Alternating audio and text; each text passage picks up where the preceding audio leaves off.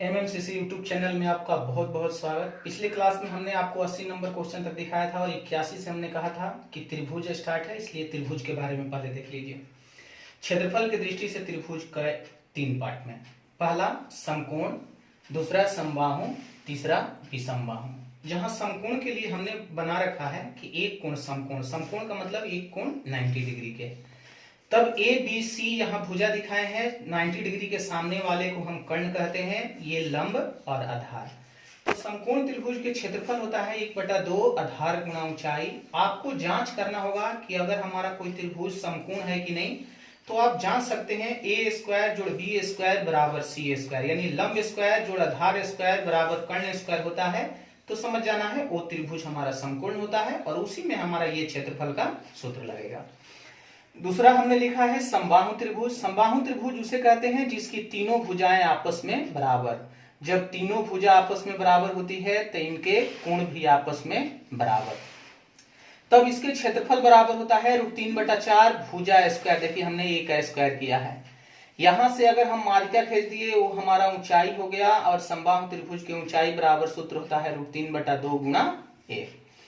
तीसरा हमने विषम बाहु लिख दिया है। विषम बाहु का मतलब ए बी सी तीनों भुजाएं अलग अलग, हमें पता नहीं है तीनों कोण भी अलग अलग। तब इसमें हीरो का सूत्र लगता है जहां एस अर्ध परिमाप बराबर होता है ए प्लस बी प्लस सी, यानी तीनों भुजाओं का योग बटा में 2। क्षेत्रफल दिया हुआ है, क्षेत्रफल का सूत्र होता है √S S minus A S minus B S minus C. इसी तीनों के सहारे हम पूरा त्रिभुज का क्वेश्चन बनाएंगे।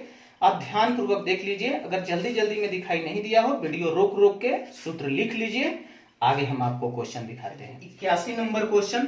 क्वेश्चन बताने से पहले रोज की तरह आज भी कहते हैं, आप RS अग्रवाल के बुक का क्वेश्चन अपने सामने रखिए, आपको ज्यादा समझ में आएगा। क्योंकि क्वेश्चन हमने लिखा नहीं है, हम सोल्यूशन से स्टार्ट किए हैं, तो इसलिए बुक का क्वेश्चन सामने रखिए। RS अग्रवाल अंकगणित।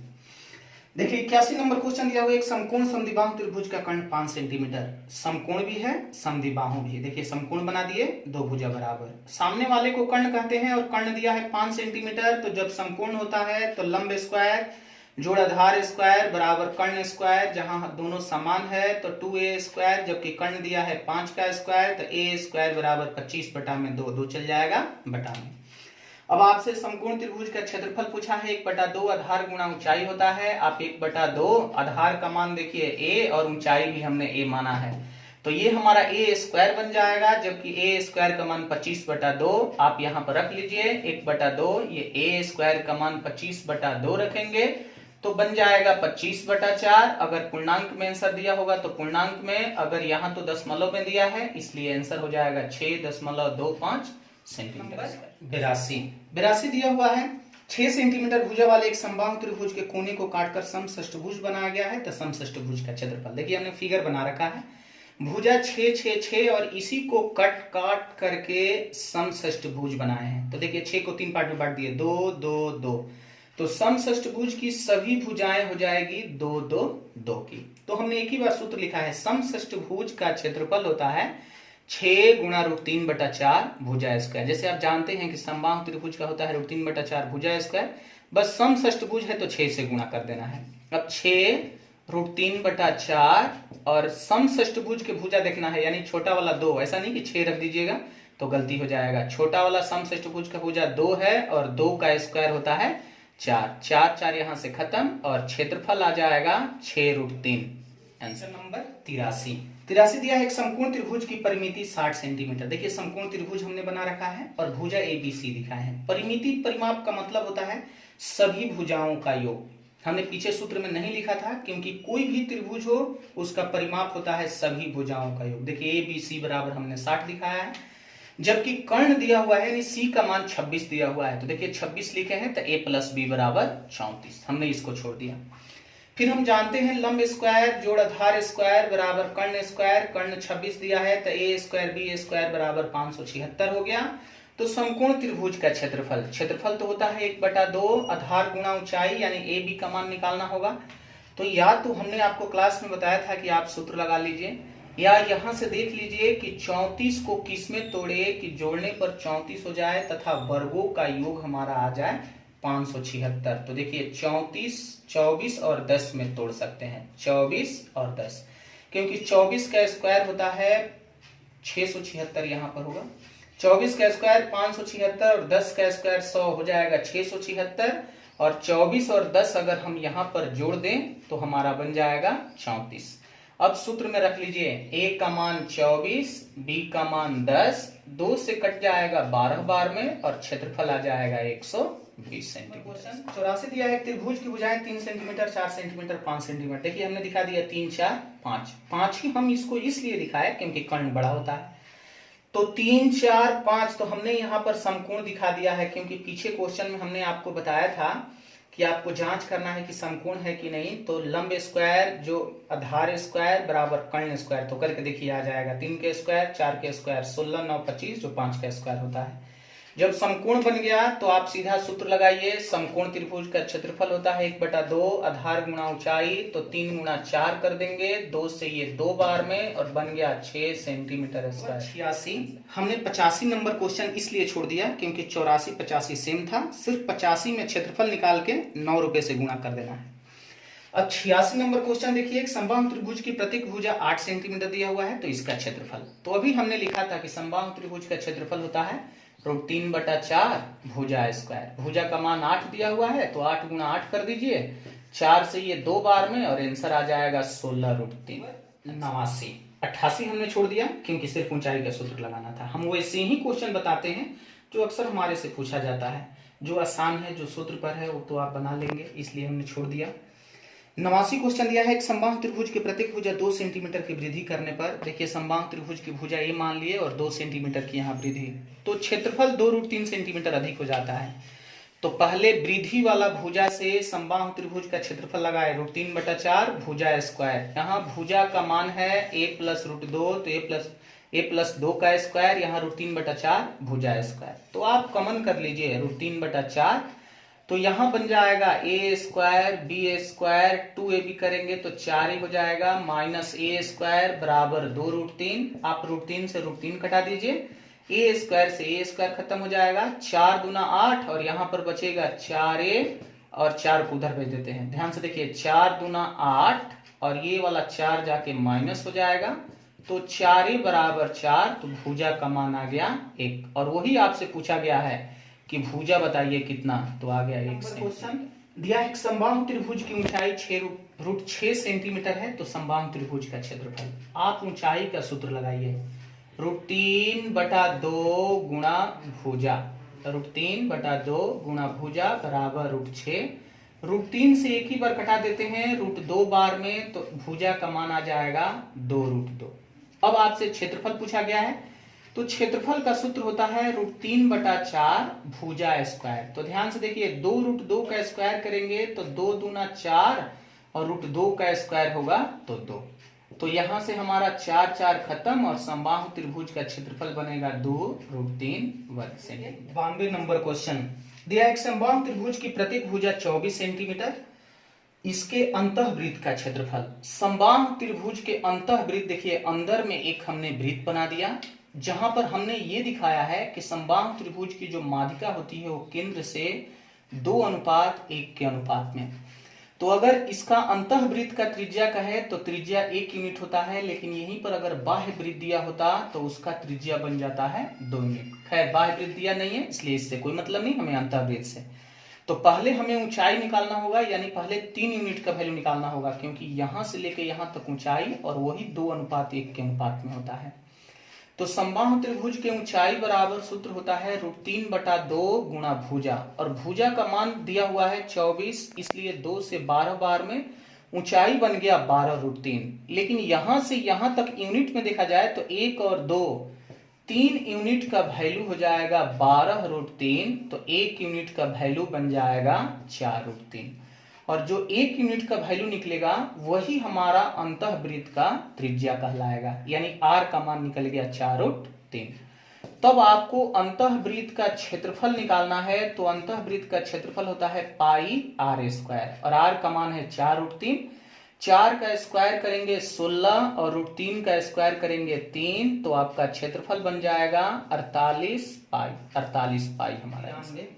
93 दिया हुआ है एक समबाहु त्रिभुज के अंतःवृत्त का क्षेत्रफल 462, वृत्त का क्षेत्रफल पाई आर स्क्वायर बराबर 462, 22 से कटा दीजिए 21 बार में कटेगा, आर स्क्वायर बराबर 21 गुणा 7, तो आर का मान आ जाएगा 7√3, क्योंकि देखिए 7 गुणा 3 यहाँ और 7, 2 7 से एक 7 निकल जाएगा, लेकिन √3 अकेले होने के कारण √3। और हमने पिछले क्वेश्चन में दिखाया और यहाँ लिखे भी हैं कि छोटा आर 1 यूनिट, और जब 3 यूनिट निकाल देंगे तो यहां से लेकर यहां तक ऊंचाई बन जाएगा। तो चलिए हम ये 1 यूनिट यहाँ लिखकर फिर 3 यूनिट का मान निकाल देते हैं, तो ये ऊंचाई बन जाएगा, और 3 यूनिट के लिए 3 से यहाँ गुणा करेंगे तो 21√3। तो हम समझ गए कि समबाहु त्रिभुज की ऊंचाई हो गया 21√3। तो समबाहु त्रिभुज की यहाँ से भुजा निकालिए, क्योंकि क्वेश्चन परिमाप पूछा है। तो समबाहु त्रिभुज का ऊंचाई होता है √3/2 गुणा भुजा बराबर 21√3। √3 से √3 कटा दीजिए तो भुजा का मान आ जाएगा 42। 21 है, थोड़ा छोटा हो गया है। ए का मान अगर 42 हो गया तो आपसे पूछा गया है कि समबाहु त्रिभुज का परिमाप बताइए। तो परिमाप होता है तीनों भुजाओं का योग। जब एक भुजा 42 तो तीनों भुजा 42 गुणा 3 करेंगे, बनेगा 126 सेंटीमीटर।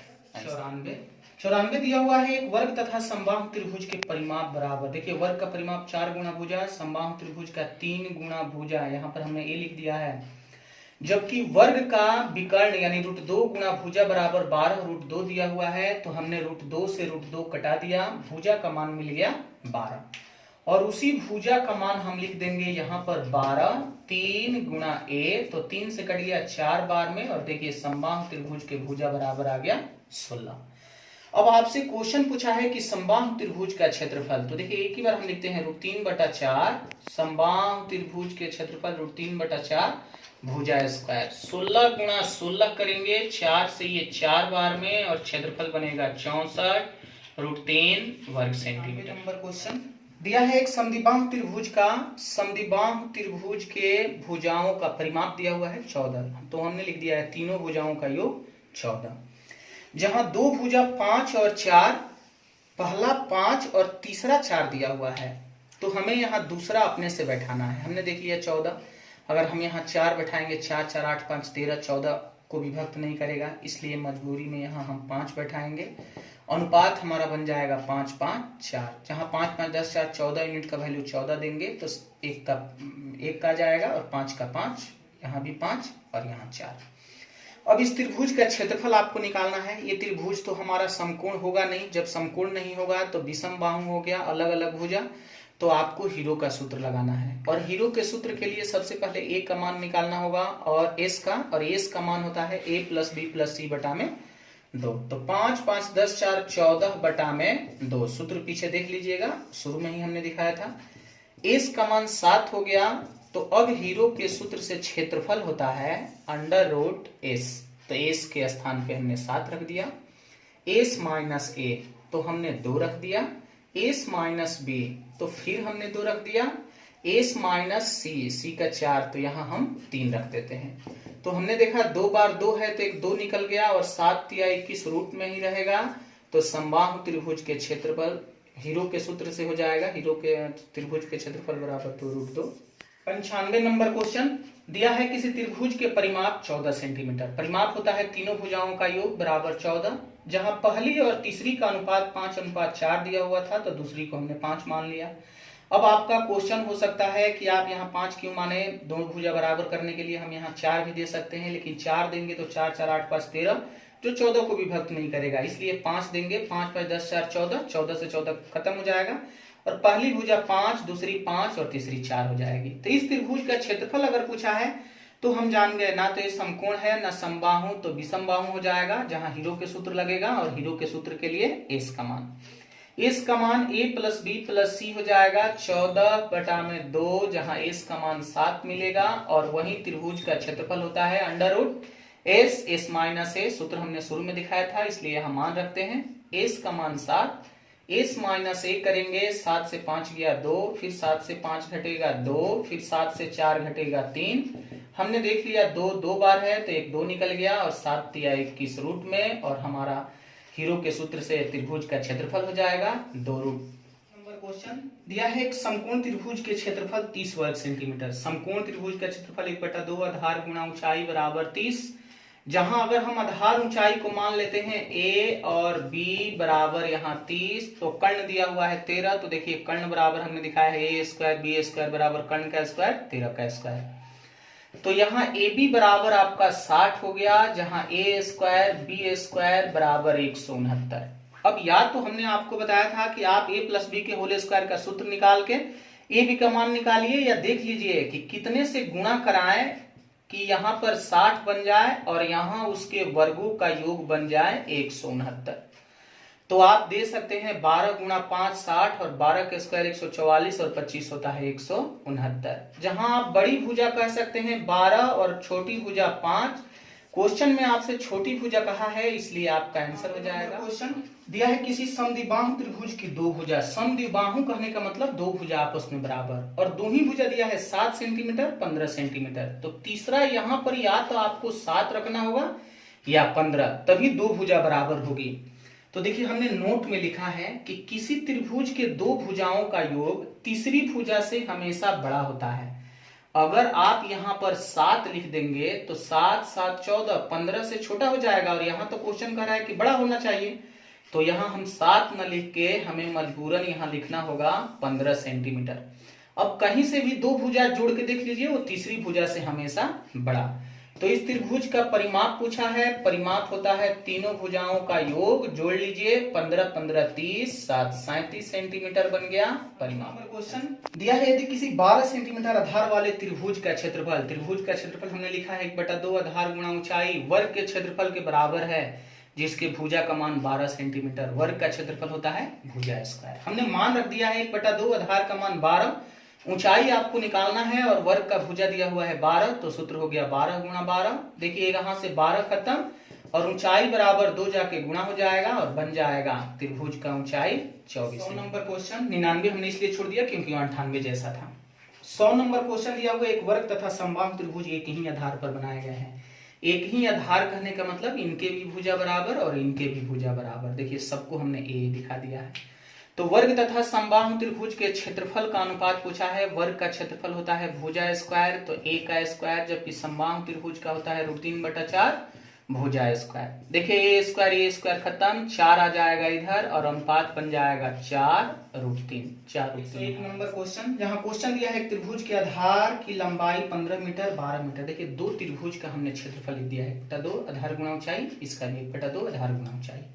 1/2 पहला त्रिभुज का आधार 15, ऊंचाई दिया हुआ है 12। दूसरा त्रिभुज का आधार दिया हुआ है, ऊंचाई नहीं दिया हुआ है, लेकिन क्वेश्चन में ये कहा है कि दूसरा त्रिभुज पहले त्रिभुज से दुगना, ये दुगना है।